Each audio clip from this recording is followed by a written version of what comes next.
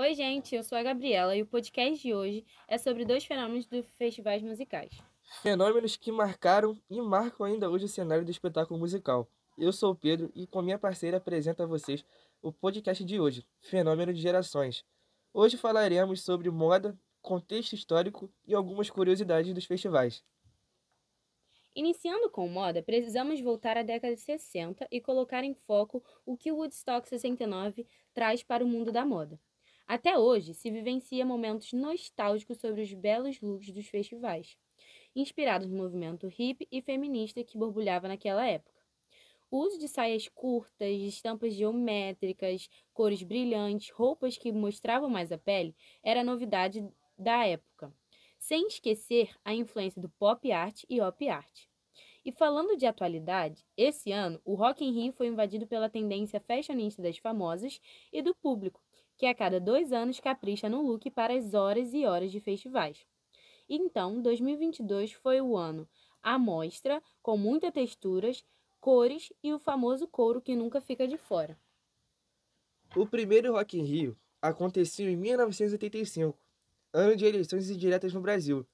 O país estava em chamas, pois estava saindo de 2 décadas de ditadura militar, e isso se refletia nas ruas e nas letras das músicas.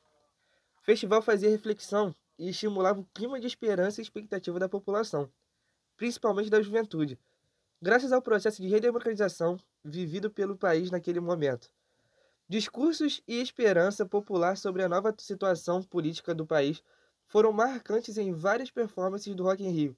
Vale lembrar da letra inútil da banda Traje a Rigor cantada pelos Paralamas de Sucesso. Em formato de eleições indiretas, com 480 votos, Tancredo Neves venceu Paulo Maluf, que obteve 180 votos. Assim, o Brasil voltava a ter um presidente civil depois dos anos de chumbo. Já em 1969, quando aconteceu o Woodstock, o momento não era de muitas flores, mesmo sendo essa a narrativa que o festival tinha como proposta. O momento político e social dos Estados Unidos estimulava o cenário de uma total efervescência cultural. A Guerra do Vietnã é o novo comportamento da sociedade americana voltada para total consumismo, o americano way of life. A cultura norte-americana era influenciada pela Guerra Fria, conflito de caráter político e ideológico que polarizou o mundo. Foi nesse contexto que surgiram os movimentos de contracultura, movimento negro e movimento feminista. Mas o movimento contra a cultura hippie, foi o que mais se destacou e teve forte influência sobre o Woodstock, marcando assim toda uma geração e tem repercussão até os dias de hoje. Gente, o que não falta são curiosidades desses fenômenos. Vocês sabiam que apelidaram o Rock in Rio de Lama em Rio?